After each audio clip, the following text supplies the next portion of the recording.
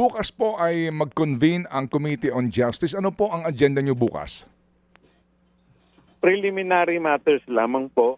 Baka tingin ko po baka talakayin dito yung tulat na sinumite po ni Congressman Jokno, Shell Jokno. Baka isa po yan sa mga maging agenda po bukas. Opo. Di ho ba't nakahabol sa takdang panahon si VP Sara doon sa kanyang reply sa complaint, right? Kahapon daw po ito. Nag-submit po sila. Go ahead, sir. Go ahead. Nag-submit. Opo. Nag-submit po ng answer ad cautelam yung Vice President kahapon. Opo. So, kapag ho ganyan na nag-submit na siya, yun ho bang 3 days sa reply po ng complainants, kailan magsisimula po naman yon? Once na natanggap po ng complainant yung answer, so sila po ay dapat mag-submit ng kanilang reply. So, it's either mag-submit sila or pwede naman din nilang i-waive. Okay. And then after that, another 3 days po para sa rejoinder. Tama ho ba yun? Rejoinder. Okay. Opo, sa rejoinder naman po. Okay. Bukas ho ba magiging subject matter na yan? Yang usapin po ng formalidad sa pagbibilang po ng araw doon sa 3 days and 3 days? Kasi doon sa invitation po namin, preliminary matters lang po ang nakalagay and other matters. So, hindi ko po alam kung ano pa po yung iba magiging agenda. Unless may mga mag-raise po, no? Kasi nung usap po kami ni Congresswoman, ni Chair, parang inaano yan na siguro maghanda na rin tayo sa mga in the event na mag-proceed sa hearing, yung mga yung magiging ground rules, baka pwede mapag-usapan na rin sakali.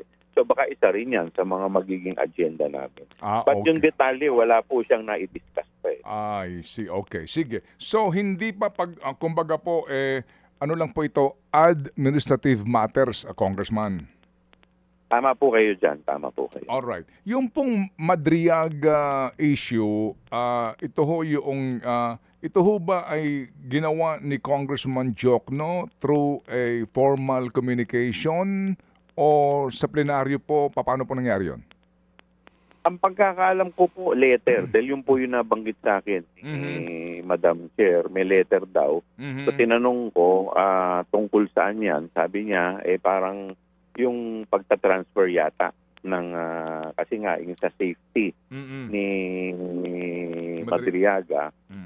Opo. So sabi niya ng ganon, gusto niya na, siyempre, hindi naman po pwedeng magdesisyon ng mag-isa yung chair. So siguro gusto rin niya na ihain to at marinig ang lahat ng mga opinion ng mga miyembro.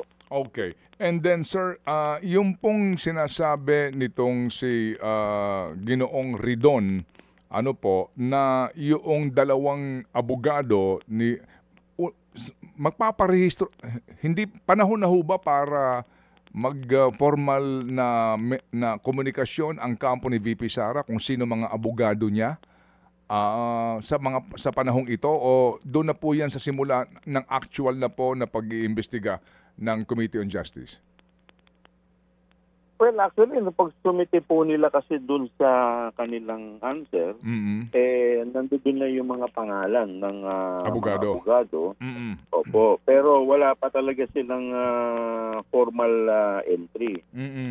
So, hindi po alam kung i-consider ito as formal entry o sa mismong hearing proper. Normally po yan kasi pagdating sa hearing proper, mag-enter po sila ng kanilang mga apiran.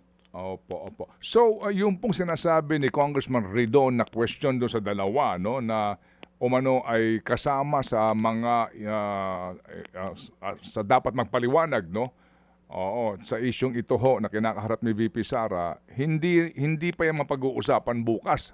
Maliban na lamang kung siya ang mag-question sa meeting, ganun ho ba yun? Unless i-open po ni Congressman Ridon, baka po pwede rin namin pag-usapan yung kung anong gagawin po namin doon.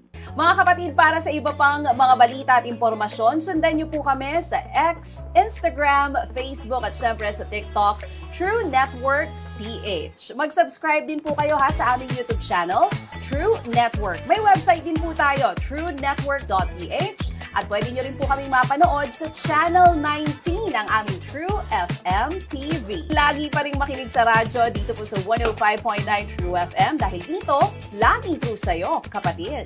Tayo sa totoo, tunay at tapat.